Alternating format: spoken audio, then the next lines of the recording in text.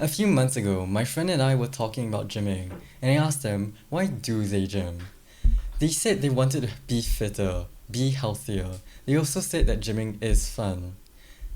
They said they wanted a certain aesthetic. Semi-relatedly, they said that they didn't like seeing their own reflection. It makes them slightly uncomfortable. Sometimes, it feels bad when they flex. Why is that? What they said brought me back to my past. It scarily echoes what I feel whenever I think about wearing a ball gown. For example, in 2020, I tried to make a Pink Mercy cosplay. I spent $1,000 on materials and equipment, and I made a skeleton for the wings, a harness for the skeletons to sit on, cut a dress from a pattern, and bought some heels and a wig. The end result was horrible. I spent so much time, and for what? I wore what I had, and when I saw myself in the mirror, I didn't like what I saw. I wasn't happy with it. I felt uncomfortable wearing what I had made. Maybe I just didn't like how it turned out because it wasn't aesthetically pleasing. Maybe I wasn't used to wearing a dress. Being exposed both physically and emotionally was strange to me, despite being in the safety of my own bathroom, when no one else could see me. Maybe my inner perfectionist self saw how far off I was. In short, my cosplay attempt didn't feel right, and I didn't know why. Whenever I try to understand something new, one of my approaches is to rationalize it analytically. Seem reasonable, right? Picking apart my feelings and figuring out what made me feel bad and what made me feel good is a way of thinking through feelings. There were times when my friends and I were talked about body dysmorphia. There are times where we talked about cosplay and how fun it would be if only we had the time. I've always hid my discomfort whenever the topic came up because my feelings were irrelevant to the conversation at hand. We were talking about body dysmorphia after all, something unrelated to me. But if that's the case, then why do I feel uncomfortable? Why do I never talk about that one time I did cosplay and had nothing to show for it? Do I have body dysmorphia? For that matter, am I anorexic? The latter is genuinely a concern shared by my friends, but when I say this, when I took off my cosplay and when I threw all the stuff away that I'd been keeping, which had been collecting dust since the start of COVID, when I actually physically and emotionally let go of my attachment, I felt much better about myself. I suppose I was simply frustrated with cosplay and how it was prohibitively expensive. I spent $1,000 and a lot of time and effort just to make something I wasn't happy with. I could have taken that cash and spent it on nice clothes or half a PC, or buy an actual cosplay outfit and with a few tailoring sessions it actually fit me. But I regret nothing. Doing cosplay even once, even shoddily, was worth it. I'll never get back my time, and that's the good part. It's done. I actually did something with my hands. Through this process, getting out of it and having lived it, I know now what my preferences are. I don't want to make clothes, I want to wear it. And here's the best part, I'm comfortable with my body. Yes, I might hate myself, but I don't hate my body. I don't like how unhealthy I am nutritionally, but my figure, my weight, all of that, I don't hate it. If anything, I'm neutral or slightly positive about it. Sometimes I look at my waist and ask my friends, am I fat? And they give me the most scathing looks, and I'm completely okay doing that. It's safe to say that I don't have body dysmorphia. But if that's the case, then what do I have? In The Problem of Defective Desires, Chris Heathwood argues that philosophically, it's okay for defective desires to be satisfied.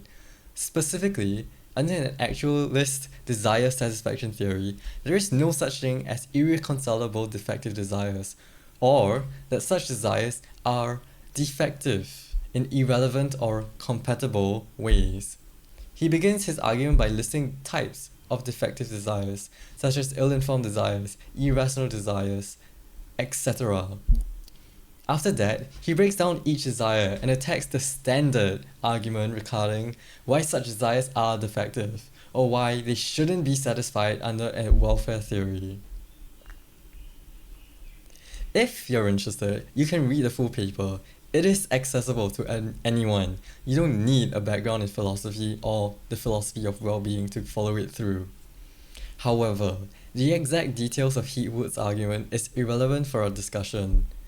I want you to focus on his main claim.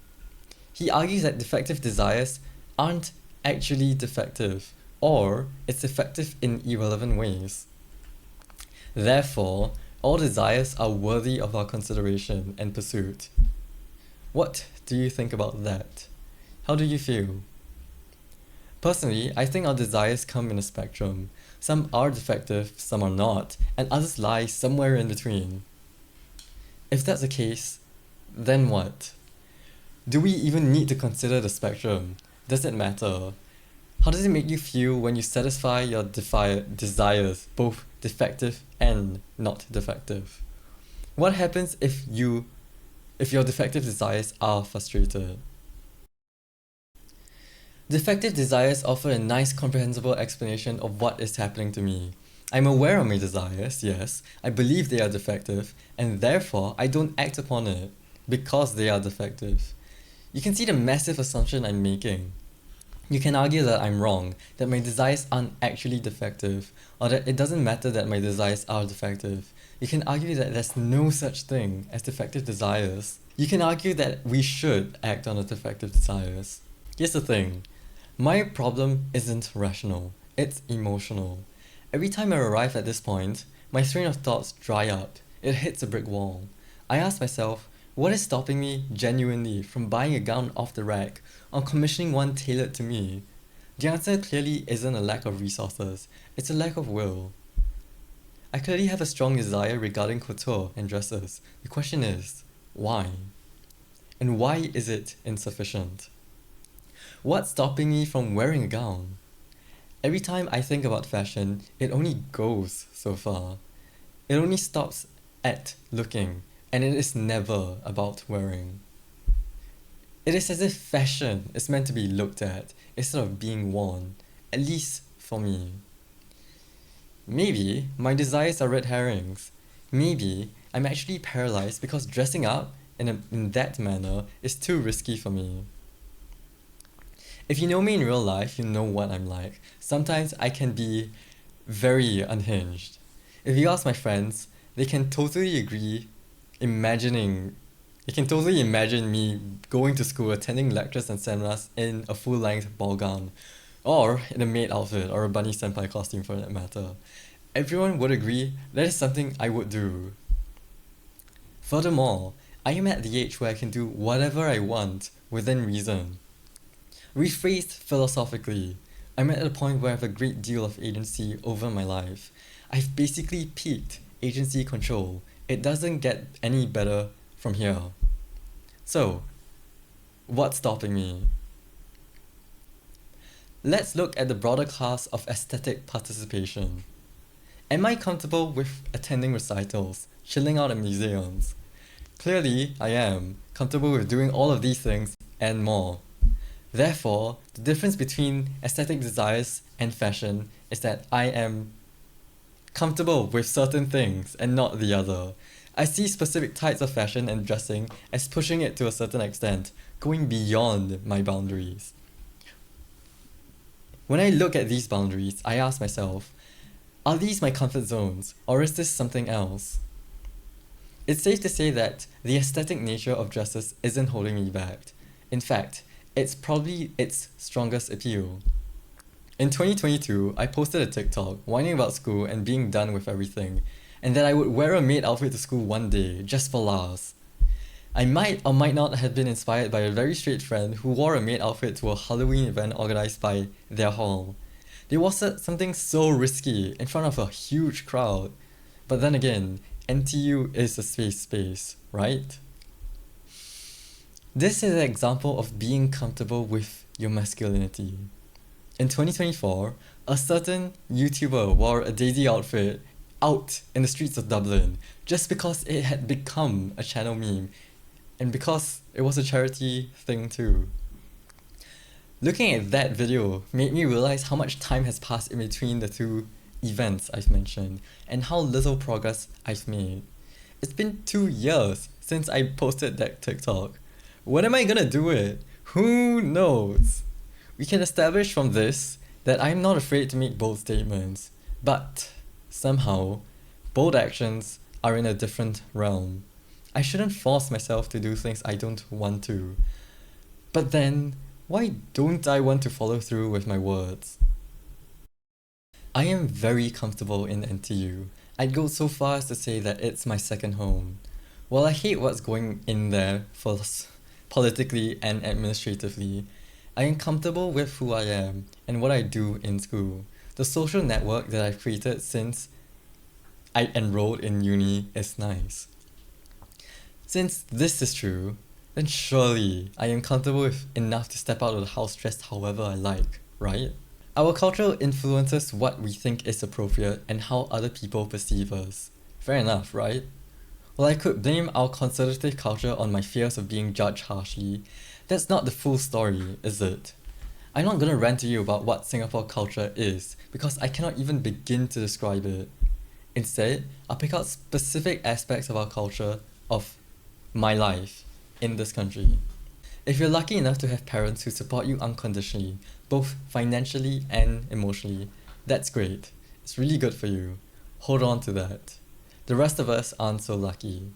I don't know how my parents would react if they saw me in a dress. And I bet they'd overreact if they saw me going out in one. Frankly, I never want to see or experience their reaction. I can't take that risk despite being out to them. I just can't. We live in a Confucian society or an Asian society, whichever you prefer, and we can't be fully independent from our parents. We just can't. It's not financially or emotionally viable, at least to students. Singapore is built on the family unit. Going against that is possible, sure, but the idea of the family unit is so heavily financially incentivized, maybe even socially too, that they just want us to be a family unit because they just do. Obviously, I've made many sweeping statements within the past minute alone, which is exactly why I cannot explain Singapore's culture to you. Point is, my parents would kill me if they ever found out. However, at some point, I will need to live my life on my own prerogative, and I have in some aspects, just not in this one. In the past few years, since I've gained more agency, I've done very bold things, despite my parents' disagreement. I won't tell you the details of such things, because it's not relevant to our discussion. My point is, I am comfortable with being bold in certain ways, despite my parents' opinions. But my boldness doesn't extend into wearing whatever I want. Their opinion still lingers on me, for whatever reason. Yes, I could sneak out, or change after leaving the house. I could do so many things to evade their judgment and control.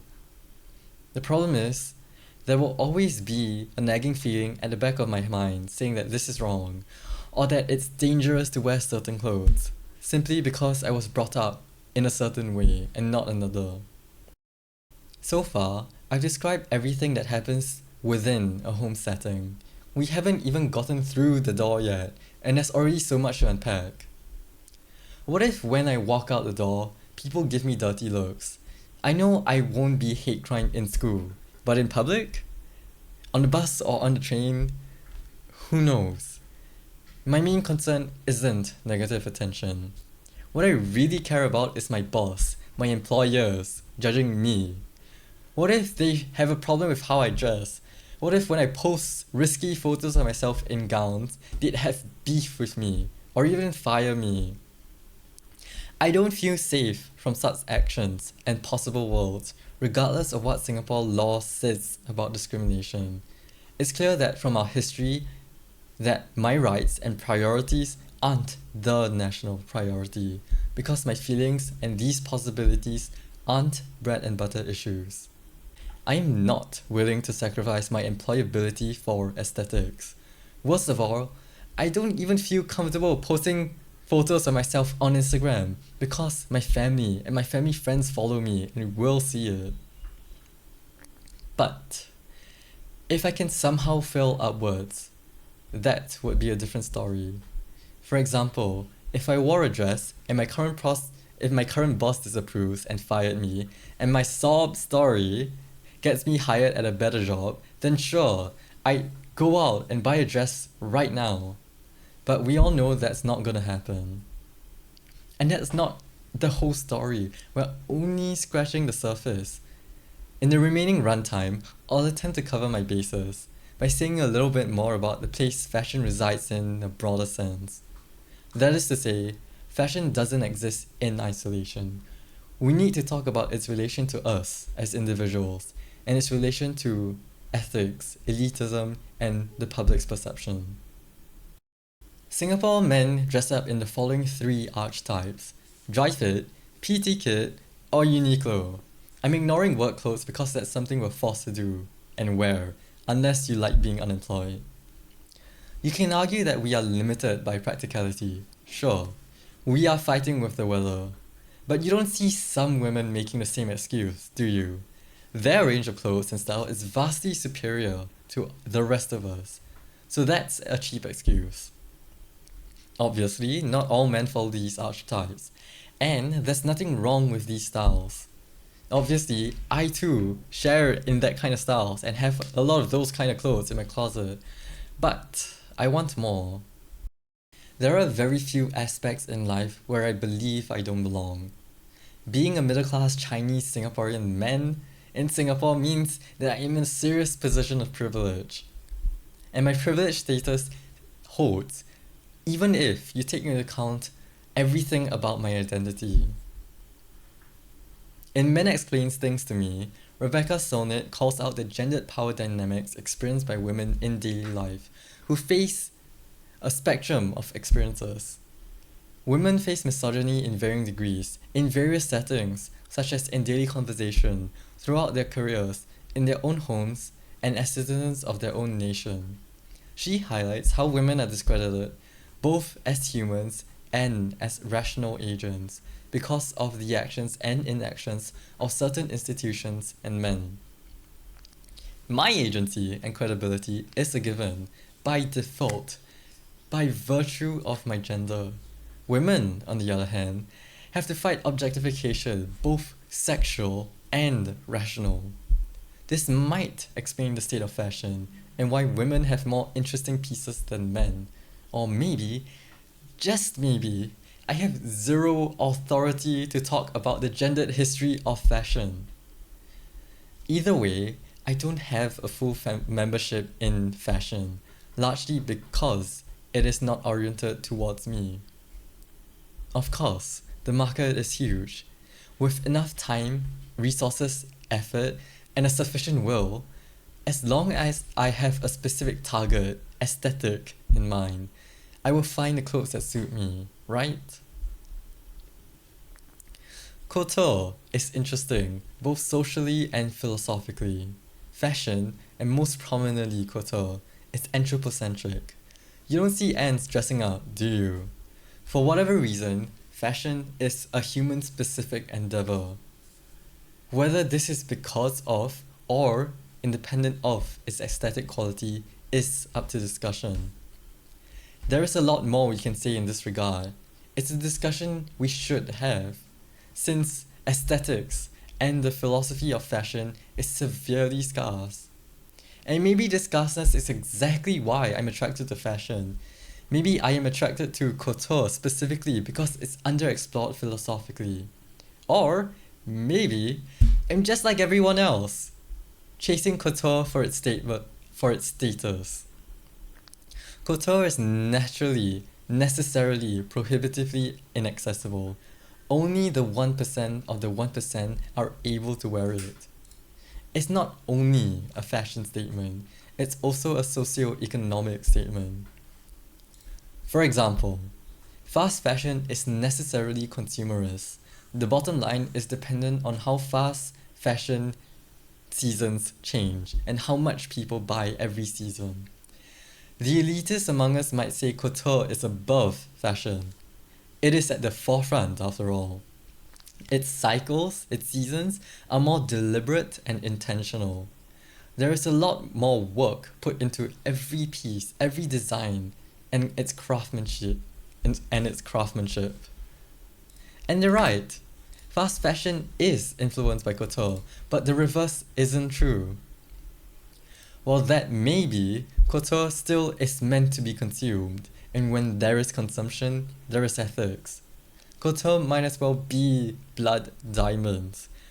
While you're paying significantly more, a fully ethically made dress just doesn't exist within our current system.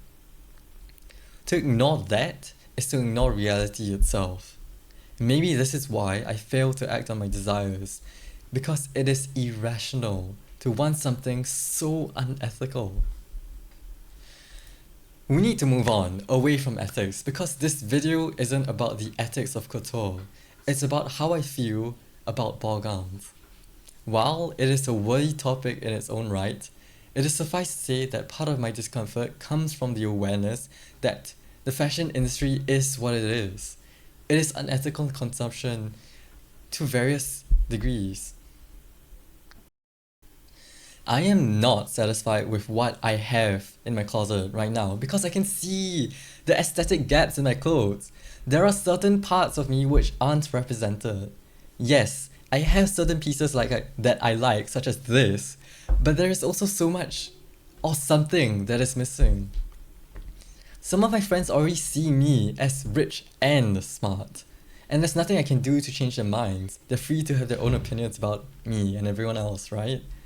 Therefore, I might as well cosplay that part and have fun while I'm at it, right? When you realize your dreams are inaccessible, unrealistic, or unattainable, what do you do? Do you give up? Do you cry and whine about it like a little baby? Do you live with the inadequacy of yourself and with the unfairness and injustice of life? Do you blame someone else? Do you blame your parents for everything? Do you blame your friends for not knowing who you really are and not being there for you when you really need them? Do you blame the government for not doing enough for you? Do you blame the elites for creating exclusive and stifling environments, or excluding you from the life you believe you should have? Do you fight for what you want, even if it's hopeless? Do you settle for something else and be content with a reduced version of your dream you thought you could have? Do you settle by imitating what is inaccessible? Or do you live your own life and do your own thing? In The Devil Wears Prada, fashion is explored narratively and socially. To Nigel, fashion is greater than art because you live your life in it. In Cruella and Ocean's 8, fashion is a means to an end. It's about power, control, revenge, living life. It's about power, control, revenge, and living their best lives. If you buy into the Disney culture alternatively, that aesthetic represents our happily ever afters. To couturiers, it's their life works. To the status-hungry and obsessed country that we are, it's about prestige, name-dropping, and showing off. To the Astrid Leongs among us, it's about looking good and feeling good. It's about self-care and buying what you want and what you care about in life. But what about us? What about you and I? What does fashion mean to us mere mortals? I don't care about fashion, not really. I don't care about the craftsmanship or the designers who pour hours and hours into every single little detail. I don't care who wore what and how much it cost. I don't even care how it looks. Part of me just wants things that are unattainable. That's my red flag. My interests are always heightened by the mere fact that I can't have it. When I was young, I never cared about entertainment and lifestyle news, and I still don't. I also never cared about how I looked or dressed as a preteen or as a teenager. All the clothes I had were school uniforms because of course, it's Singapore. It's easy to fall into the trap and believe everything about entertainment and lifestyle is superficial and worthless. Unlike other Singaporean-centric pursuits such as our educations, financial freedom, and our exceptionalism. But that's our elitism talking. By ignoring and discrediting lifestyle media as a worthy pursuit, we're ignoring people's lives, people's opinions, and what they care about, and what makes them happy. I shouldn't be invalidating my own feelings about dresses, but I do. I only care about fashion because certain clothes make me feel powerful. Sometimes I want to draw attention to myself. Sometimes I just want to feel good. And if that's all I care about, then so be it. Maybe this is the year I'll actually wear a dress. I don't know. We'll see. But until then, I'll just sit here with my feelings and figure things out. This is a part of the video where I show you what I want to wear. Let's start with what appeals to me, specifically, and then move on to other dresses, actual pieces that I like to wear. Of course, my aim is to expand my current repertoire. I want more statements and more pieces. For example, I don't have anything that comes close to the vibes that this dress is giving off. Elegance, class. It's just a look that's so out of my reach. And then there's over-the-top statements.